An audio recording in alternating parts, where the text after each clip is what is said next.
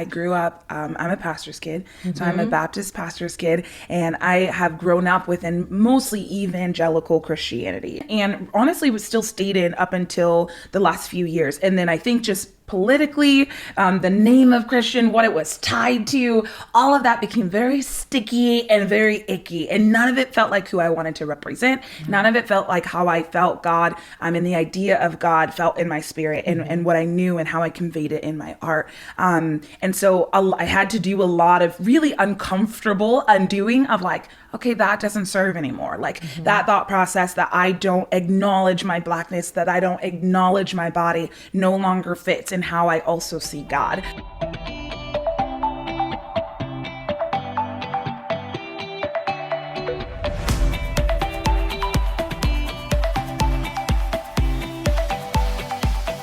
Y'all are going to love my next guest. Arielle Estoria is an incredible poet. She's an author. She's a model, an actress. And when I met her at an event for a mutual sponsor, I just felt like her aura is like a big hug. She's incredible. She has a way with words to make you feel seen and heard. She has so many resources out there, 2 self-published books. She has her most recent book, and I just cannot wait for you all to experience this woman like I've experienced her. And here she is. Arielle! Hi! Oh my goodness, it is so incredible to have you on the podcast today. Thank you for having me. I'm so excited. I'm just excited to chat with you and be with you, really. Me Everything too. else is great too, but that's the primary. Do y'all hear this woman's voice? Your voice and your aura and your presence is like a big hug. Just like, and you give the best hugs. You're just a bundle of love. Thank you. And that's the first day I met you. And I think we met at an event with one of my favorite brand partners, Osea. Yeah. And that's the energy that I got. Just like warm hug energy, like the entire night. And of course, I fell in love with you. Yes. So Vice did everyone versa. else at the table. So Vice versa. yeah, and I was so excited that you told me you had this book coming out. Yes. And I have had the opportunity to get a little preview. Yeah. And people are in for a treat. Thank you. Thank you. And I want people, and I want for myself, so this is going to be people getting what I'm desiring, is an inside look on who you are. And your personal unfolding. And the name of the book, y'all, is The Unfolding. It's The Unfolding. Yeah. It's available now. You can pre-order it. Yeah. But I really want to start by just kind of getting a glimpse into right now, as of today, what has been the biggest unfolding in your life? Oh my gosh. I think the biggest unfolding in my life was honestly what's in the book. In that season of just right before the pandemic, as an artist, as a person of faith and a person of spirituality, just there was so much undoing. I think the unfolding is an undoing. It's an expanding. It's a changing. And I think a lot of us experienced that in the last 4 years of just things being uprooted, things being brought to the light in ourselves, in our society, in our world. And so for me, especially, I think the first wave was just as an artist, as a creative, it's like, what does a pandemic where you can't be in crowds, you can't be with people, what does it mean to be a creative in this space? What does it mean to be an artist in this space? And even more so, we needed the art, we needed creativity. We needed people on social media just sending an encouraging word or playing something beautiful on a piano or doing a silly dance move because it feels good in our bodies. And so I really had to wrestle with, what does it look like to be an artist? What does it look like to be a Black woman? What does it look like to believe in something bigger, in a divinity, and how does that then portray into how I operate in this world, how I love on people, how I love myself, and how I exist in this. And so I think the last 5 years have probably been the most pivotal. And then I turned 30, in those times. So just so much life shifting and life unfolding in order to become, I think, our fullest selves, which I feel the most grounded, the most aware of myself than I think I ever have. So I love that. I love that so much. And one of the things I kind of want to dig in first, which all that you said, is your spirituality. And I feel like you're very unapologetic and very open and talking about how you grew up and how you grew up into religion and what you now believe. And I feel like it's so hard for a lot of people to articulate how they feel. So being a woman of many words, many eloquent words, can you really talk about that unfolding and how you really have handled that in the area of spirituality? So I share in the book a lot. I grew up, I'm a pastor's kid. So I'm a Baptist pastor's kid. And I have grown up within mostly evangelical Christianity. It's like kind of the birthing and the shaping in which I was, in which I grew up in, and honestly was still stayed in up until the last few years. And then I think just politically, the name of Christian, what it was tied to, all of that became very sticky and very icky. And none of it felt like who I wanted to represent. None of it felt like how I felt God, and the idea of God felt in my spirit and what I knew and how I conveyed it in my art. And so I had to do a lot of really uncomfortable undoing of like, okay, that doesn't serve anymore. Like that thought process that I don't acknowledge my blackness, that I don't acknowledge my body no longer fits in how I also see God. And it came into the point where I break the unfolding into 5 phases. And it's the awakening, the eclipsing, the illuminating, the mending, and then the returning. So in the mending, there had to be some sifting of like, this piece no longer fits. Right. This piece no longer fits. This still feels good. You know, like I still say like, I love a good worship song. Like I love a good gospel moment. Like I think that will always be in my spirit. And then I also have to reconcile like, ooh, but do they include queer people within this conversation? Like, is the table a little bit more expansive and open? And so I really had to like undo and figure out what that was for me. And also in the last 4 years where there were no gatherings, it's like, what is church? What does it mean to be gathered? What does it mean to find God? And where do we find God? And I think as a creative, I've always been like, I think there's a bigger story here. You know, like I think there's more to the conversation that we're not getting into. And so that's kind of always been my expansiveness. And my parents are always like, yeah, that's our Christian liberal hippie daughter, you know, over there. Like that's her. And that's, I think that's always been me. And I've always just been curious about like, I'm an actor also. So in improv, it's like, you know, there's an exercise where it's yes and.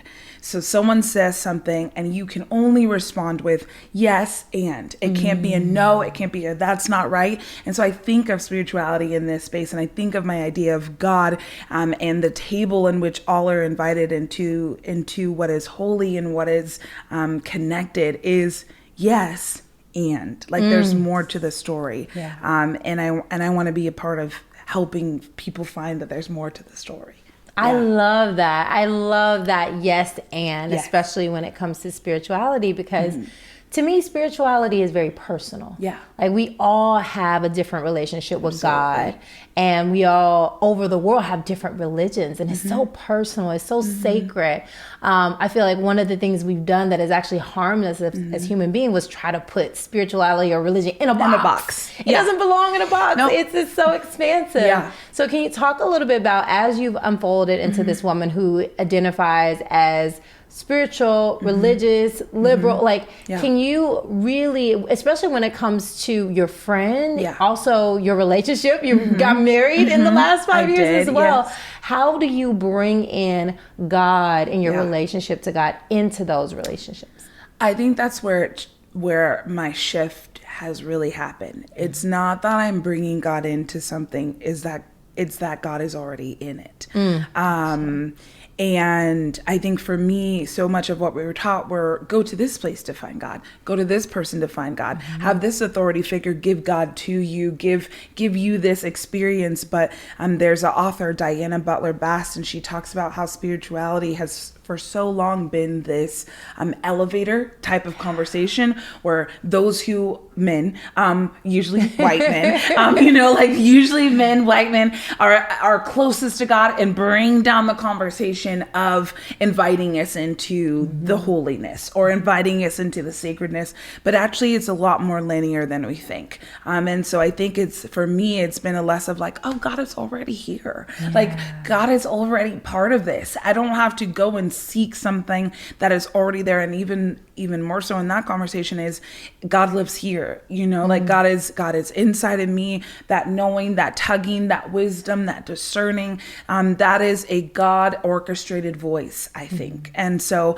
I think for me, it's learning that like, I think God is already in things before I enter the space, before we enter the space. And so it's less of an inviting in and more so of a tuning in, like paying attention to it and being aware of it, and especially as an artist, it was like, I'm in this open mic or I'm in this like grungy looking theater and I'm just like, there's something so holy about this, there's something so connected and so intimate about this. Yeah. And I've always felt that, and our bodies respond to holy spaces. That's what goosebumps are, that's what like those like little butterflies in our stomach is just our souls responding to the soul and the energy of what's happening around us.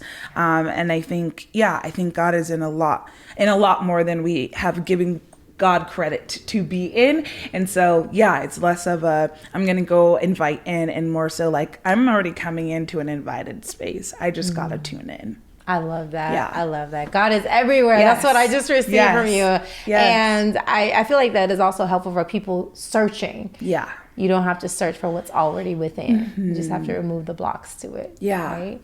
And so now I want to kind of get into like, I know you had to postpone your wedding because of all this pandemic. So how has this, you had this new love and you were searching for a while, which a lot of people out there is searching. A lot of people got divorced during the pandemic and here you are looking for love, finding love and getting married. Can you talk a little bit about that? Yeah. So my now husband and I, we met in like, he probably knows these dates much better than I do, but I'm like, because time is so weird to me in general. And then with being with him, I'm just like, you've always been there, so there are like moments where I'm just like, you were there at that. And he's like, no, I was not. But we met in like 2017, maybe. Like we've known each other probably collectively about 5-6 years. We've been married about almost 3 of those. Nice. So it was very quick. It was very much so like, this is my person. I was not looking to date at the time. Actually, when we met, I think I just settled into like, this is me. This is my rhythms. Like I'm over here speaking and traveling and doing all this stuff. And I was like really feeling myself. And I was like, well, man, a relationship, what? And here comes this tall, intellectual, tattooed, beautiful human. And I was like, oh, well, I guess we're going to try this out, I guess because you're either my husband or you're not, but I was very quick for me. And so we dated for about 1.5 years and then we got engaged in November of 2019. And we only chose May as our wedding date because of the venue we wanted, which was like in Temecula. It was this beautiful farm meets ranch like open space. And there was something again, so like, we just like went there and we visited and there was just such a peace that rushed over us when we got there. And the woman who like hosted was a literal angel. Like it just was like, she was just so sweet. And we're just like, this is it. And this is the only date she has left. So I guess we're getting married in May. And so then obviously January came around, February came around, March came around, and then the lockdown happened. And it was like, oh, do we get married here? Like, and I talk about this in the book in a sense of, there was a lot of like, can we have joy here amongst grief? Like, can we have something beautiful and celebratory amongst so much heavy and so much, confusion and not knowing what's happening. But a lot of it was just also wanting to be married so that it would be okay, like that our parents would be like, yes, obviously we're like kind of living together right now because it's a pandemic, you know? Right. And so I just want them to feel okay with us being together, you know? And so I was like, let's still get married in May. So we found a beach in Pismo that overlooked the water, and it was like a park overlooking the water, and it was perfect. Our floor still sent our flowers and our backdrop. Our photographer was like, yeah, I'll still come. We had our family and a few friends, a 30-minute ceremony, and then we went to In-N-Out after, and it was lovely. And so we definitely eventually were like, we'll do a bigger party, but I don't think I could have survived a lot of these last few years without my person. It would have been, I think I probably would have moved home. I would have been back in the Bay Area. I think life would have just been very different. And so I'm really thankful to have lived these last few years and to continue living life with him. Because I'm sometimes annoyed with myself with how obsessed I can be about him. I'm just like, where are you going? Why are you not here? What are you doing? What's happening? And then I'm like, go wait, no, but come back. So he's like, yeah, he's the best. And he's just been the best. He's just such a beautiful soundboard too. And the biggest supporter. And so, yeah. I love that. Yeah, I can't wait to meet him one day. Yes, you will. Soon, I'm sure. And it sounds so lovely because you were just now dropping into your purpose. You're feeling yourself. You're like, I got this. I know who I am. Yes. Then you got your person. And a lot of people out there are searching, trying to find their purpose and really find who they are. What advice can you really share to help people find their own unfolding of who they truly are? I think for me personally, and I'm like, nothing I ever say I subscribe to be a copy and paste way. Right. And I think in a lot of self-help, a lot of wellness conversations, it's do this. And it works like this for everyone. That really discounts the mosaic of a society that we are and the beauty and the wide variety in which we exist. And so for me personally, being an artist, being a creative was always there. It was whether or not I acknowledged it or tuned into it. I think me coming into this Arielle Estoria, which Estoria is my middle name, but it's very much so this persona of who I am and how I create.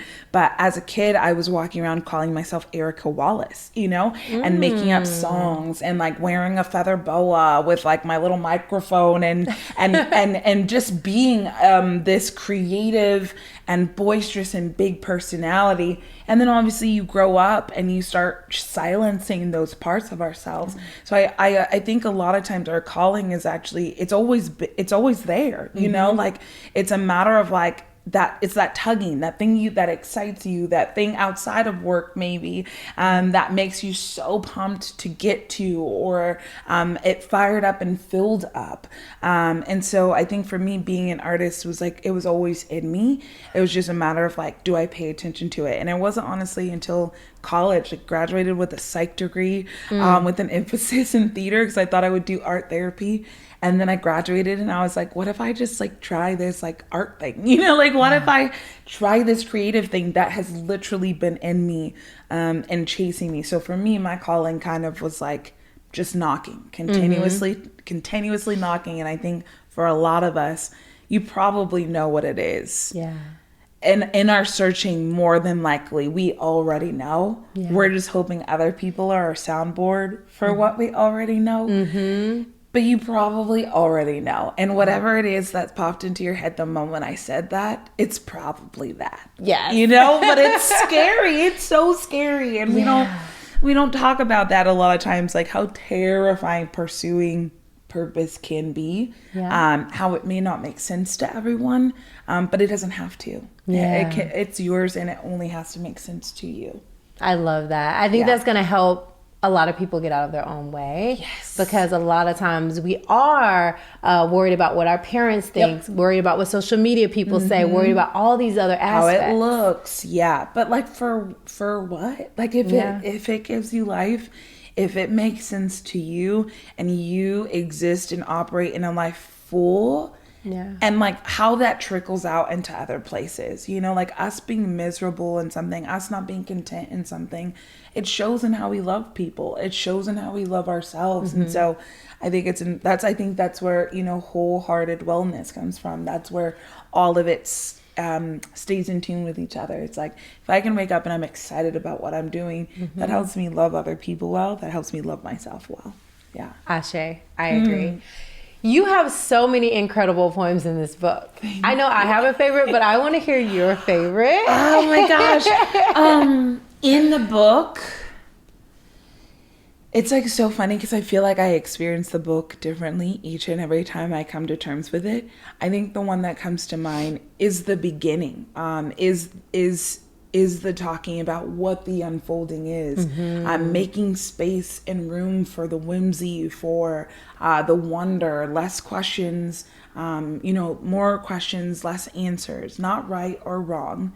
This is the unfolding. And I think that intro has just been such a healing thing for me as well, of just releasing the need to know. I was listening to Dr. Tama this morning on my way here, and she talks about, getting off the stage of perfectionism. And I was just like, and so giving room to not be put together, to not be perfect, and to just let things be is something I'm still actively working on. And so I think in this moment, I would say that my favorite is probably the poem you'll find in the intro. I love that. Yeah. My favorite is also towards the beginning, Arise. And I really love it because a lot of times, especially for creatives and empaths, as we both are, you feel like, am I crazy? And I feel like the way that you spoke to it, it just really made me feel like not only are you not crazy, like everything is as it's meant to be. So can you chat a little bit about that poem and what it meant to you and how you felt with creating and expressing it? I think it came from, so I had attended like a Black Women Are Divine event that was hosted by a lot of the Black Lives Matter LA group. And Dr. Abdullah, she shared her idea like for coming up with the event. She was like, this event was like on my heart, on my spirit constantly. And she's like, what do you mean I'm doing an event? It's like kind of like that, talking to yourself, but then also having a conversation with the divine, where it's like, you want me to do what? And she was like, and I kept feeling like I was crazy. And she was like, women, especially Black women, need to stop believing that they are crazy for being spoken to and spoken through. And I think that's where that comes from, especially growing up in a context where women are like, can women be pastors? Can women teach? Can women do X, Y, and Z? Can women be on stage? Can they, and it was just such a constant desensitizing, and dehumanizing of women, of female energy, of that conversation. And it was like, we're shaped and conditioned to believe we can't trust ourselves. But we are also being spoken to and spoken through, right? It's not an elevator, it's a linear thing. And so I think for me, that wise was just like trusting myself. It was like, no, if this is where I'm going next, I can trust. I have been guided up until this point. Why would I not continue to be guided? Why would I not continue to be able to trust this thing inside of me? You can call it knowing, you can call it discernment, you can call it wisdom, you can call it whatever you want to call it, but there is something there. And women, we are knowers. That is just like ingrained in who we are. It's ingrained in our bones. We are these spidey senses, we have that, and we can trust that. And so I think that poem for me was just, I write to speak to myself first, and if it helps other people, amazing. But more so, I'm doing it because like I need to process some things, I need to heal something. So that poem was like, you can trust yourselves. You can trust yourself, and you can allow that to be what guides you, and ultimately know that you're being guided at the same time. So I needed that poem too. Yeah. Thank you. Thank you so much for that. Thank you. And it also made me think, when you were speaking, it made me think of your childhood, growing up as a pastor's kid, and growing up, I know you said your parents have accepted you now as your Christian, liberal, hippie child. Yeah. Was that a process? And was there any point, because a lot of people are in this point where they aren't, and I know at the beginning I wasn't accepted, doing yoga and all these things that are so different. Yeah. Was there a point that there were questioning, and where there was any uncomfortability when it came to being yourself Yeah. and living your truth? Yeah. I think they're still adjusting to that. I think a lot of it is I've been like gone. Like I've been in LA. My family's in the Bay Area. I've been in LA pretty much all of college. I think summer of my sophomore year was the last year I went home. So I've been growing and evolving and becoming this whole human outside of their house. So it's like almost like every time I come home, it's like, who is this? You know? And it's just a continued version of who I feel like I've always been, which is why I say unfolding, because oftentimes we're like, oh, you're different. You've changed. I don't know who you are. But really it's like, I don't feel like I have actually. I just feel like I peeled back these layers, in order to get to where I am and who I am now. Yeah, I think they're getting, I think they're getting acclimated to who exists today. I've lived most of my adult life away from my parents, and out of my parents' household. So almost every time I come back home, it's like, who is this? You know, like who is this person? And so I'm giving, I think there's a lot of grace for that. I think there needs to be a lot of grace for like, we've been with ourselves, you know, but the people we're coming back into space with, they're almost re-meeting us for the first time. So giving a lot of grace for that. And also realizing, I call it the unfolding, because oftentimes change is met with such opposition. Like I don't know, who do you think you are? Like, I don't know who you are anymore. You're not familiar. You're not this. And that's people just, exposing that they're relearning who we are. And they either stay or they don't stay when they do come to those terms. But for the unfolding, it's like, I don't feel like I'm this new and like unfamiliar, person. I just felt like I was peeling back these pieces of myself that don't serve anymore. They really worked for Arielle 5 years ago, but they don't work for Arielle today. And being able to give space to that. And we're constantly growing and evolving. I have like a little like nerd moment in the book where I talk about like our cells and how our cells are constantly changing. So why do we hold our spirits and our souls and our thoughts and our minds to that same box, to that same tension, and not allow, just as much as our cells are regenerating and changing every single day and every single moment, so is a lot of parts of who we are at the same time. So I think there's a lot of grace in there, and they're learning. They're getting there, and we're all adults. We're just now getting into the phase where all of my sisters and I were like, my parents are like, okay, we have adult children, and that I'm not a parent, but I'm sure that's a whole different conversation. Right. So, yeah. I love that. And I love the way you give people permission just by you saying, you know what? When people are saying you've changed and you've shifted, they're just trying to figure it out. And that's okay. Yeah. And I think that's so important because we do have to allow other people to have grace. It's almost like sometimes I remember myself specifically, I would be offended when people questioned who I am, but I love how you said it's okay for them to question. They're going to question. Matter of fact, expect for them to question. You're right. It's a natural thing. And give grace in the process. And at first, like, obviously, I'm now like through 2.5 years writing this book, so I'm in a very different space than I was when I wrote it, which is like so interesting to like, now that it's out, I'm like, okay.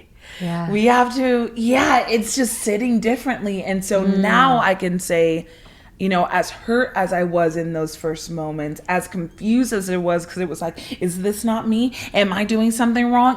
Like, are they right? Am I, literally winding down a path? Am I veering to left?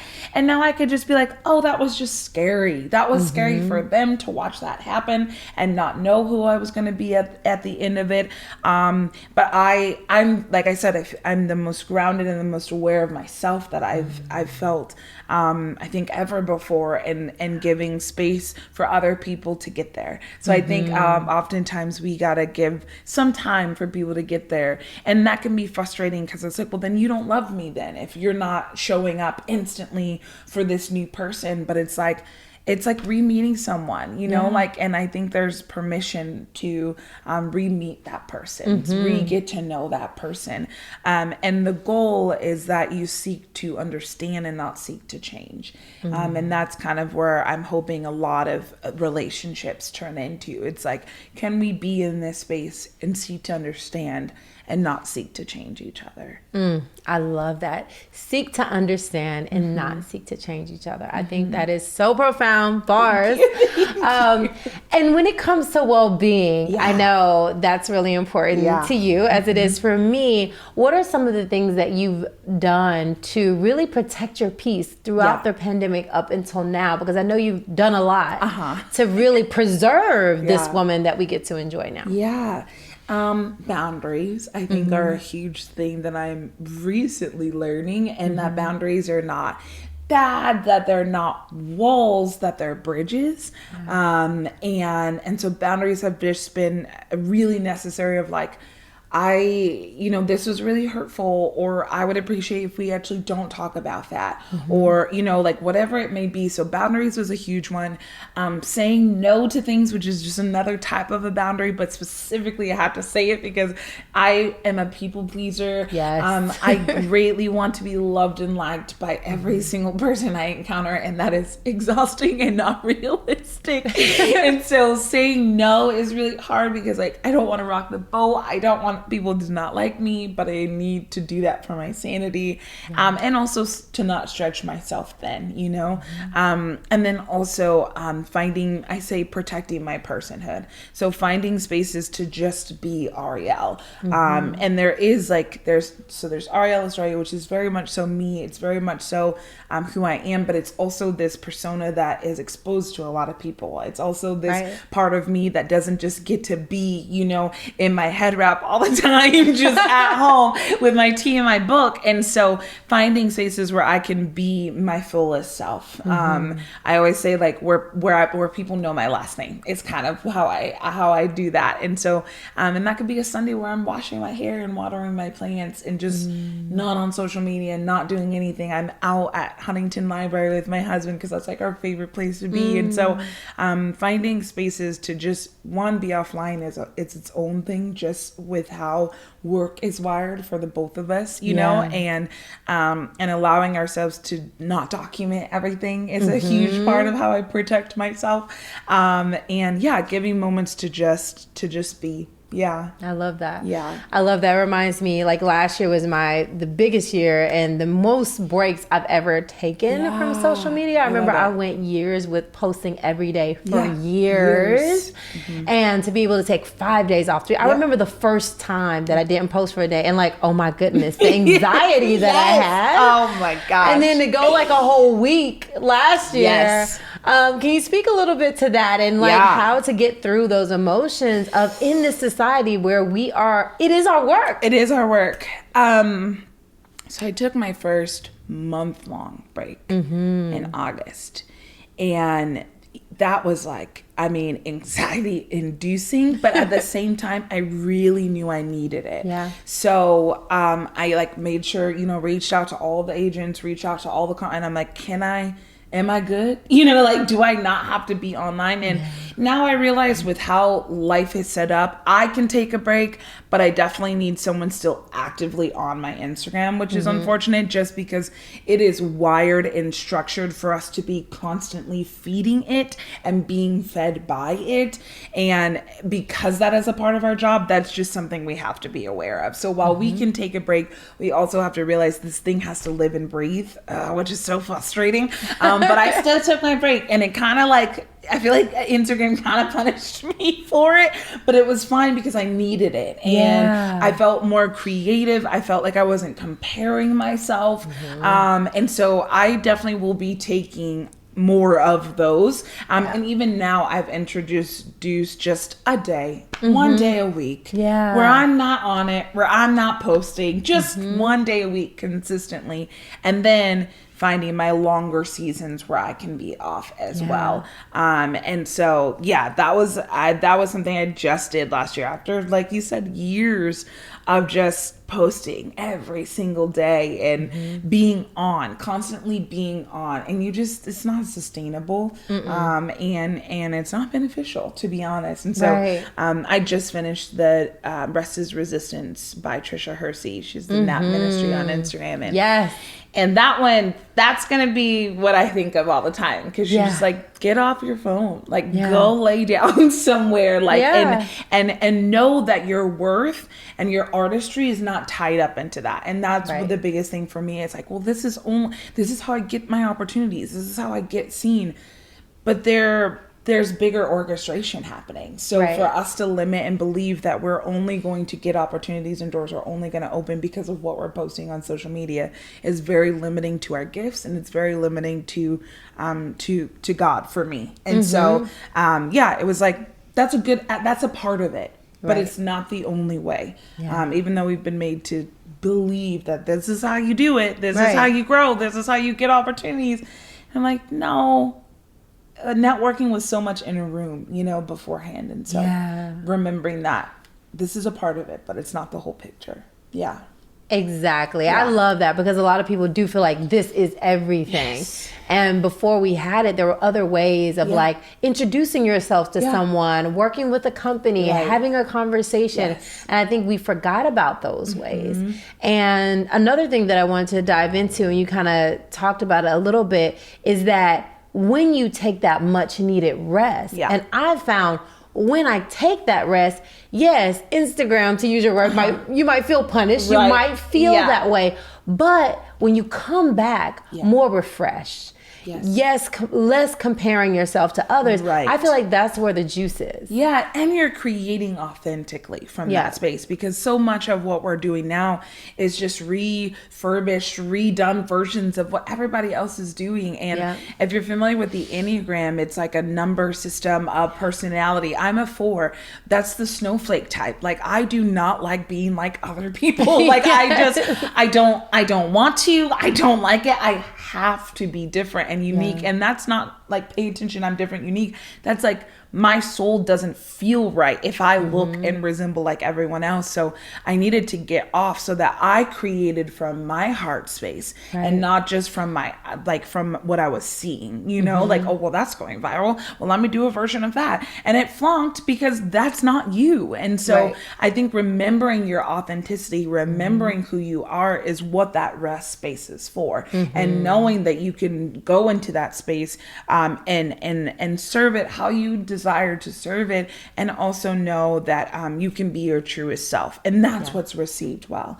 People just were wired to engage with story, and that's all social media is. But how can we do that in a way that uplifts, and I never just want to throw noise into a sound, into a void, like I never just want to be another video, another scroll. I want people to stop, even if I'm like, hey everyone, come breathe with me for a second. Like, I want something that feels right and that creates thought at the same time. And I think that's where the artist in me comes in. I'm just like, I'm not just trying to make stuff just to be posting it, And if I don't have anything to say, I'm not posting anything, because I'm, for what, And so really trusting that you can show up authentically in that space, and what makes sense for you. I love that. I love that. You mentioned the breath, which I'm very passionate about. Can you speak a little bit about how the breath has really helped you? I know for me, the breath helps me center myself. It helps me amp myself up. It helps me relax. How has the breath really worked in your life? I think first and foremost, it taught me how to be with myself. So a lot of like movement and yoga and Zumba for me were just ways that I found that I could tune into my body. And then I found yoga in a time where I was like running around and doing all this stuff, and I was never actually still. until I got into the room, until I got onto my mat. And it was the first moments I could really hear myself and I could really be with myself. And so my breath is my constant reminder of like, you are doing too much. You need to chill. And we're breathing all the time, but like, how often are we actually conscious of ourselves breathing? And then I know, like, you know, this in teacher trainings, there's a whole section on breath alone, you know, and the different types of breaths. And like you said, the breaths that cool us down, the breaths that calm and center us, and also the breath that we return to center, to ground, to juice us up a little bit. And so I like playing around with different breathing exercises and things like that for myself. And then I'm like, oh, that's kind of good. I want to share that with people, because share the wealth. You know, I think we should all know how to be with ourselves and how to be connected to ourselves. And so, yeah, breath is like such a wild thing because we do it all the time. Otherwise we would be dead, you know? Yeah. But how often are we actually like aware of ourselves? And so I love it in class when it's like, are you breathing? You're like, am I breathing? You know, like, how am I breathing? Am I aware of my breath? And also just, that's such a clearing of a mind space too. If I'm only focusing on my breath, then I'm actually really being intentional in the moment too. Yes, I love that. I feel like breath brings you back to yourself. Yes. So powerful. And now I kind of want to get deep about your present challenges, because you know you have this book coming out very soon. It might be out by the time this podcast drops, but what is most challenging for you right now, and how are you dealing with it? I think what's most challenging right now is just especially in this season of just like, I'm back in therapy, because I was like, okay, book's about to come back out. Let me just go back in for a little tune-up, a little checkup, because I don't know what's gonna happen this season. This is my first published book. So I've written other books and they've been self-published, and it's a very different process. So this is a more exposed part of me. And I needed to make sure I was aware of who I was before I start getting into a space where other people start telling me who they think I am, you know? So I'm back in therapy. I started some reformer Pilates. So we're mixing up we're doing our hot yoga, we're doing a little reformer, and we're being with our body, because that's just how I ground myself. And it's like never about like looking a certain way, but it's always like, if I don't have some type of movement to start my day, I just don't function well. I don't sleep well, and I don't create well. So I'm making sure that I'm in my routine. So even this year this week was chaos. So I did not do it this week, but having some type of sleepy nighttime tea, being off my phone at least an hour before bed, and either reading or just sitting in bed laying and talking to my husband for an hour, you know? So, but having something that like gives my body the cues and the clues that we are settling, and that sorry, I got my hiccups, that we are settling and that we are winding down. And so that's been really helpful. And then just being with friends, being with people in community who know me, as I become a little bit more open and exposed to the world. And that's important to me too. So those are like the spaces where I'm working through before I get to the challenges. I think the challenges are just constantly remembering, I know who I am, you know, I know who I am, and I know how I operate in this world. I know the gifts I have, and I know where my feet are. I know how I'm grounded. And I think the biggest challenge will, for me, be making sure I'm not swayed outside of that knowing. That is so important, because there's a lot happening out there. And you're also an actress and a model, you know, in addition to being an author and a poet. So, and you deal with a lot of, you know, what some people would call rejection and not getting the part. How do you deal with that part of it? I think collectively, whether it's in poetry, whether it's in modeling, whether it's in acting, I'm very, at this point in myself, I know if the opportunity is for me. And I release, it's not really rejection if it wasn't for you. And it's not really a rejection if you didn't actually hear a no. And in acting, you don't be hearing nothing. So it's like, you just don't get it. You know, you just, the opportunity just passes. So I think for me, it's just like, okay, that door closed because that wasn't for me. And I think I've created a collection of doors that have opened with my name on it, and I'm aware of what they feel like and what they look like. And so I think it's less of rejection of knowing of like, okay, that wasn't for me. And there's so many mechanics, especially that goes into acting, of just like the shot, the visual, what they're looking for the casting director and the director. There's just so many different pieces. So to be able to get in the room, like there's like, what is a TikTok sound? Is like, a win is a win. A win is a win. You know? So it's just like, for me, I'm just like getting in the room. That was a win. Yeah. Having the avail, that was a win. And sometimes I book it and sometimes I don't. And just trusting that was like, there will always be another thing. My hands, I'm doing a lot of different things, you know? So for me, it's just like, I think I'm in this space as an actor now because I'm a little bit more secure in myself, you know? I'm a little bit more aware and less jilted, you know, by the different ways it happens. But I'm at this point where I'm like, if that releases, trust me, I have other things to do, or I'm not doing anything because at that point I'm tired. So I think when those doors close, it's not rejection if it wasn't for you. I love that. I love that perspective. Yeah. The door is open, that's for you. If it's closed, that's not for you. I think that's such a beautiful way to look and move through life in general, even with relationship, career. I feel like you can use that same philosophy. Absolutely. So thank you so much for that. And the last thing I want to do is kind of dive into your future. Okay. You know, I read your Instagram posts, so I know one of your inspirations, intentions is to be on a particular show. Yes. I commercially act right now, and I think it's really fun. The days are pretty quick. Usually the people are great, and it's pretty good money, you know, but I'm an artist. I'm a storyteller.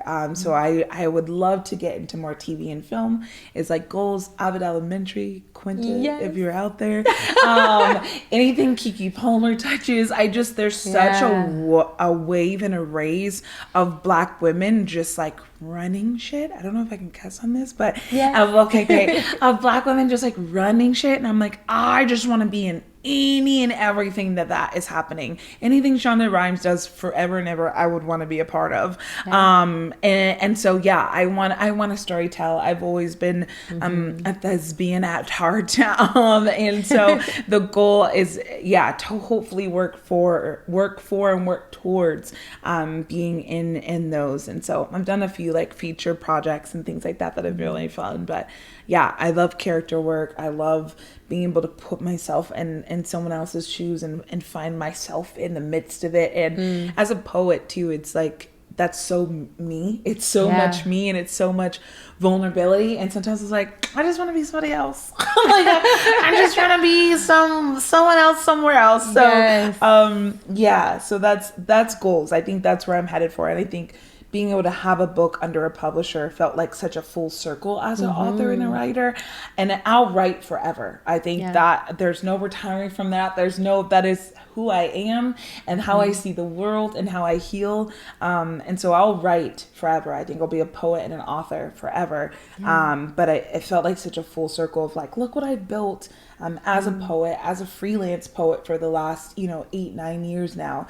And I feel like I can continue to build off of that. So that's what I'm hoping to do, more storytelling, being in it, and maybe even exercising storytelling, and screenwriting for myself. I love it. Yes. Well, I am so excited. This has been such an incredible interview. Y'all see it right here. The Unfolding, an invitation to come home to yourself.